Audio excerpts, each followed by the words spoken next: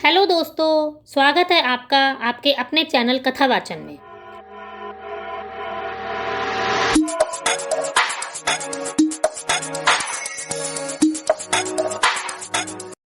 दोस्तों, आपने कजरी तीज के बारे में तो सुना ही होगा।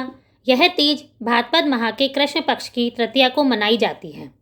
आज हम आपको कजरी तीज के महत्व, पूजा विधि व शुभ मुहूर्त बताएंगे।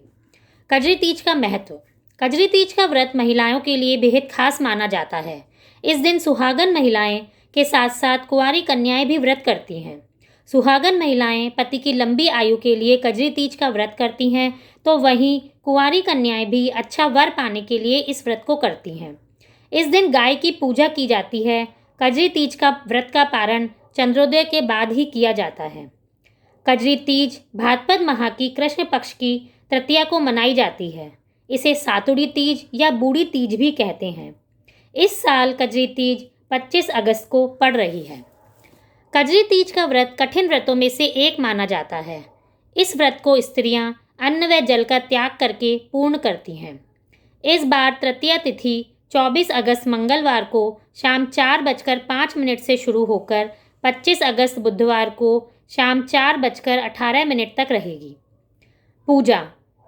कजरी तीज की पूजा। इस दिन भगवान शिव व माता गौरी की पूजा की जाती है। भगवान शिव व माता गौरी की मिट्टी की मूर्ति बनाकर पूजा आरंभ करें। माँ गौरी को सुहाग की सारी चीज़ें चढ़ाएं, फिर तीज की कथा सुने तथा भगवान की आरती करें। इस दिन गाय की पूजा भी की जाती है। कजरी तीज की कथा।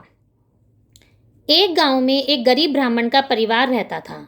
ब्राह्मण की पत्नी ने भाद्रपद महीने में आने वाली कजरी तीज का व्रत रखा और ब्राह्मण से कहा, हे स्वामी, आज मेरा तीज का व्रत है, कहीं से मेरे लिए चने का सत्तू ले आइए। लेकिन ब्राह्मण ने परेशान होकर कहा कि मैं सत्तू कहाँ से लेकर आऊँ भाग्यवान।